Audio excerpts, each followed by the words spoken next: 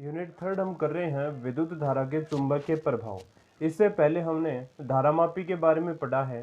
धारामापी को दो प्रकार की होती हैं, निलंबित चल कुंडली धारामापी और किलकित चल कुंडली धारामापी। इसके बारे में हमने पढ़ा था। आज हम जो करेंगे वो करेंगे कि धारामापी को हम एमीटर में किस प्रकार से बदल सकते हैं और धारामापी को वोल्टमीटर में किस प्रकार से बदल सकते हैं।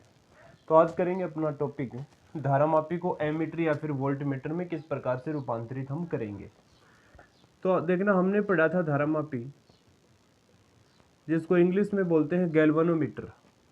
तो धारामापी एक ऐसा उपकरण होता है जिसके द्वारा हम परिपथ में प्रवाहित धारा की उपस्थिति का पता लगा सकते हैं कि इस परिपथ के अंदर कितनी धारा प्रवाहित हो रही है। और जो धारामापी है ये एक न्यूनतम मान की धारा को ही माप सकता है। ये नहीं कि अगर परिपथ में अगर 10 एम्पीयर की धारा प्रवाहित हो रही हो और वो धारामापी से हमें पता चल जाएगी। ये एक निश्चित मान की धारा को ही धारामापी है वो माप सकता है, यानी कि मिली या फिर माइक्रो एम्पीयर में ही ये धारा को मापता है। अगर ज़्यादा मान की अगर इसमें हम धारा प्रवाहित कर देंगे तो वो संकेतक है वो टूट जाएगा। यानी कि कहने का मतलब ये है कि अगर इस तार के अंदर ये मैंने एक धारामापी लगाया है, ये धारामापी लगा दिया है, अगर इसमें हम 5 मिली एम्पियर अगर इसमें हम 5 मिली एम्पियर की धारा प्रवाहित करेंगे तो ये जो विक्षेप है ये इस साइड यहाँ पर दिखाएगा। अगर इसमें हमने 10 मिली एम्पियर की धारा प्रवाहित कर दी तो विक्षेप आएगा धारामापी में थोड़ा और आगे बढ़ जाएगा। अगर हमने यहाँ पर 15 मिली एम्पियर की धारा प्रवाहित की तो विक्षेप अधिकतम आएगा, यहाँ पर अधिकतम विक्षेप इसका प्राप्त हो जाएगा। अगर आप यहाँ पर 20 मिली एम्पियर की धारा प्रवाहित करना चाहो तो इस धारामापी में कोई विक्षेप प्राप्त नहीं होगा। फिर धारामापी का जो संकेतक है ये टूट जाएगा, जिससे धारामापी है वो कोई काम है वो नहीं करेगी। यानी कि ये धारामापी सिर्फ एक निश्चित मान की धारा को ही माप सकती है। ये नहीं कि अगर आपने इसमें 1 एम्पीयर की धारा प्रवाहित कर दी तो एम्पीयर की धारा प्रवाहित करने में धारामापी एक बार तो विक्षेप दिखाएगी, फिर आप दोबारा से देखोगे तो ये जो सुई है, ये धारामापी का जो संकेतक है ये टूट जाएगा। यानी कि इसमें क्या होता है कि एक निश्चित मान की धारा को ही माप सकती है धारामापी। ये यानी कि अगर इसकी क्षमता अगर 15 मिली एम्पीयर की है तो ये 15 मिली एम्पीयर ही मापेगी। अगर उससे ज़्यादा आप धारा प्रवाहित करोगे तो ये संकेतक है ये टूटने का खतरा होता है। तो धारामापी है एक न्यूनतम मान की धारा को ही माप सकता है। अगर हम बात करें एमीटर की, एमीटर तो एमीटर भी क्या होता है, ये भी एक धारा को मापने वाला ही यंत्र होता है। ये भी परिपथ के अंदर क्या मापता है, धारा को मापता है कि इस परिपथ के अंदर से कितनी धारा प्रवाहित हो रही है। लेकिन जो इसकी क्षमता होती है, एमीटर की क्षमता होती है वो एमीटर से थोड़ी ज़्यादा धारामापी से ज़्यादा होती है एमीटर की क्षमता। यानी कि ये एम्पियर में भी धारा को माप सकता है, 1 एम्पियर है, 2 एम्पियर है, इस प्रकार से धारा को माप सकता है। इसकी क्षमता होती है वो धारामापी से ज़्यादा होती है। और जो एमीटर को है, जैसे कि हमने यहाँ पर एक बल्ब लगा दिया है, अब इसमें ये देखना है इस बल्ब के अंदर से कितनी धारा प्रवाहित हो रही है। तो ये देखने के लिए हम बल्ब के आगे श्रेणी क्रम के अंदर एमीटर जोड़ देते हैं। जो एमीटर जुड़ा होता है वो याद रखना हमेशा कौन से क्रम में जुड़ा होता है, श्रेणी क्रम में। परिपथ के श्रेणी क्रम में हमेशा हम एमीटर को जोड़ते हैं। यानी कि अगर इसमें 10 एम्पीयर की धारा प्रवाहित हो रही है तो एमीटर भी कितने एम्पीयर की धारा को बताएगा, 10 एम्पीयर की धारा को बताएगा। तो जो एमीटर को हम परिपथ में श्रेणी क्रम में जोड़ते हैं, आप इस बात को भी आपको अच्छे तरीके से याद रखनी है। अब हम देखेंगे कि हम धारामापी को एमीटर में किस प्रकार से रूपांतरित कर सकते हैं। तो हमारा टॉपिक है वो रहेगा धारामापी को एमीटर में रूपांतरित करना। धारामापी भी धारा को ही मापता है, लेकिन इसकी एक निश्चित मान होता है, ये अधिकतम धारा को नहीं माप सकता। ये नहीं कि आप इसमें अगर आपने 20 एम्पीयर की इसमें धारा प्रवाहित कर दी तो ये धारामापी है, इसमें जो संकेतक है उसका टूटने का खतरा होता है। ये सिर्फ न्यूनतम या मिली या फिर माइक्रो, जो न्यूनतम मान की जो धारा होती है मिली माइक्रो में ये धारा को मापता है। जबकि एमीटर है ये 1 एम्पियर 2 एम्पियर इस प्रकार की धाराओं को भी माप सकता है। और एमीटर को परिपथ के श्रेणी क्रम में जोड़ा जाता है। अब हम नेक्स्ट टॉपिक बढ़ते हैं कि धारामापी को एमीटर में किस प्रकार से रूपांतरित करेंगे। तो धारामापी को अब हमें करना है एमीटर में रूपांतरित। धारामापी को एमीटर में बदलना।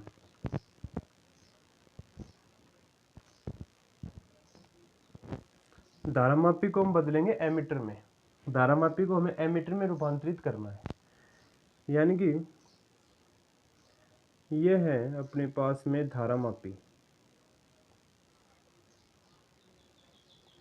यह धारामापी एग्जाम्पल के लिए हम मान के चल रहे हैं कि ये जो धारामापी है इसमें से ये धारा प्रवाहित हो रही है 1000 माइक्रो एम्पियर। इस धारामापी के अंदर से इस तार में 1000 माइक्रो एम्पियर की धारा प्रवाहित हो रही है।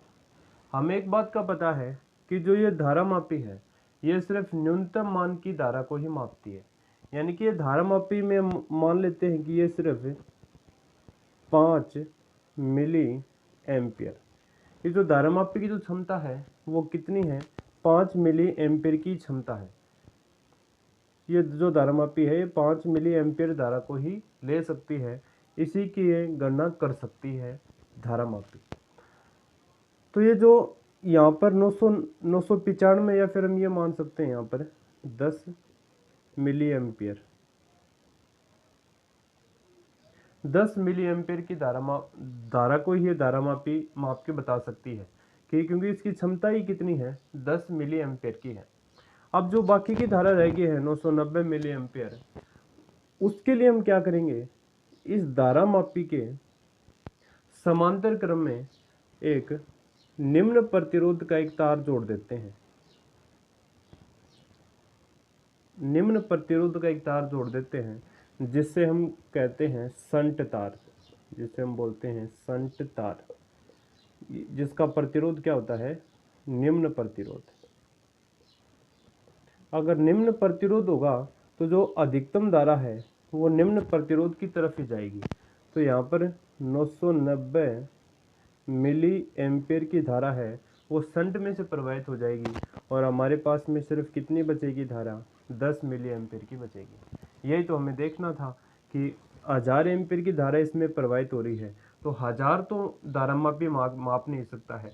तो ऐसा हम क्या काम करें कि ये धारा की कमी हो जाए और ये धारामापी है ये धारा को भी माप दे। तो उसके लिए हमने क्या किया है कि इस धारामापी के समांतर क्रम में एक निम्न प्रतिरोध का तार जोड़ देते हैं जिसको हम बोलते हैं शंट तार। तो ये जो बाकी 990 मिली एम्पियर की धारा है ये शंट में तार में से चली जाएगी और हमारे धारामापी में 10 एम्पियर की धारा बचेगी, जिसे हमें पता चल जाएगा कि इस धारामापी के अंदर से 10 मिली एम्पियर की धारा प्रवाहित हो रही है। तो अब हमें एक फॉर्मूला स्थापित करना है कि इस जो शंट तार है ये जो S है इसका प्रतिरोध है वो कितना होता है, क्योंकि इसको निम्न प्रतिरोध तार बोलते हैं। तो इसका निम्न प्रतिरोध का मान कितना आएगा उसका फॉर्मूला हमें यहाँ पर प्राप्त करना है। तो देखना किस प्रकार से हम प्राप्त करेंगे। यानी कि ये अपने पास क्या है, एक धारामापी लगा हुआ है। इस धारामापी के समांतर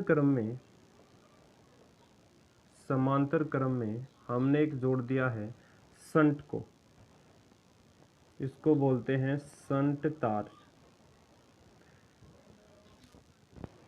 यह है धारामापी और इसमें से धारा प्रवाहित, तो इसको नाम दे दो बिंदु ए और यहाँ पर दे देते हैं बिंदु बी। इस टोटल धारा आ रही है आई,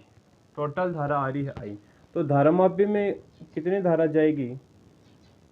IG धारा जाएगी। और बिंदु ए पर कितनी धारा जाएगी वह हम किरचॉफ के प्रथम नियम से निकाल सकते हैं। ये जो इस शंट तार में धारा जारी है ये मान लेते हैं कितनी जारी है? IS जारी है शंट तार में से धारा। तो आइए इसका मान देखना कैसे निकालेंगे। बिंदु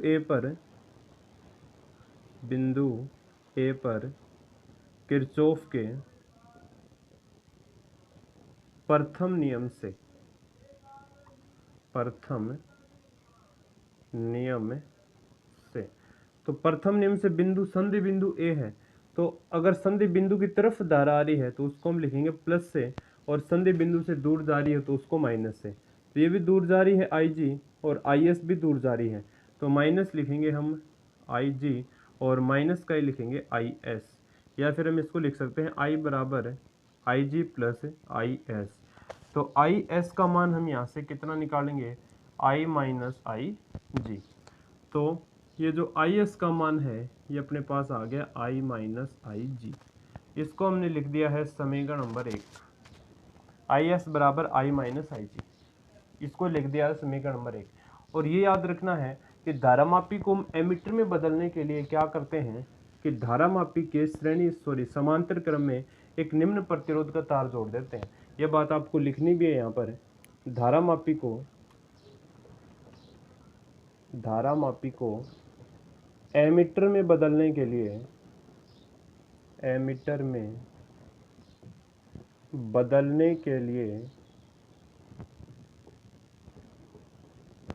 धारामापी के समांतर क्रम में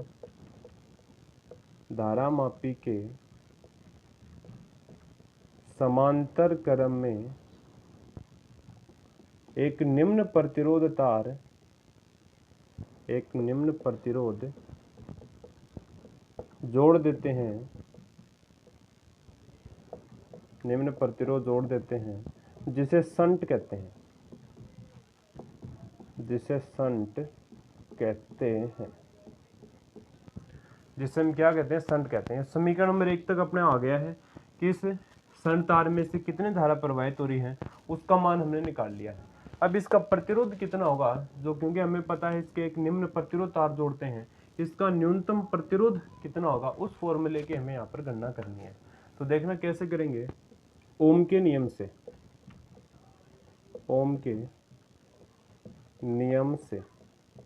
ओम का नियम होता है V बराबर I R, V बराबर I इंटू में R। अब देखना शंट तार का जो वोल्टेज हम निकालेंगे वो कैसे निकालेंगे, VS लिख सकते हैं शंट तार के लिए, VS बराबर इसमें से धारा प्रवाहित हो रही है IS, तो यहाँ पर हमने लिख दिया है IS, और इसका प्रतिरोध कितना है S। तो VS इक्वल टू आ गया IS इंटू में S। इसको लिख देते हैं समीकरण नंबर 2। इसी प्रकार धारामापी के लिए हम क्या लिखेंगे, VG बराबर इसमें धारा जारी है IG, और इसका प्रतिरोध है G। इसको हमने लिख दिया समीकरण नंबर 3। अब जैसे कि दोनों कौन से क्रम में जुड़े हुए हैं, समांतर क्रम में, और समांतर क्रम में विभव समान होता है। समांतर क्रम में विभव आपको पता है समान होता है, विभव समान होता है। तो समान होता है तो समीकरण 2 व 3 को हम ये लिख सकते हैं, VS बराबर VG लिख सकते हैं, या फिर VS का मान कितना है IS इंटू में S और IG इंटू में G। यहाँ से अगर हम शंट प्रतिरोध निकालें S, तो वो कितना आएगा IG बटे IS और इंटू में G। IS का मान समीकरण 1 से है, समीकरण 1 से। तो समीकरण 1 से S इक्वल टू कितना आएगा IG और इंटू में G है ही, IS का मान है I माइनस IG। तो इस फॉर्मूले के द्वारा हम शंट प्रतिरोध है वो निकाल सकते हैं।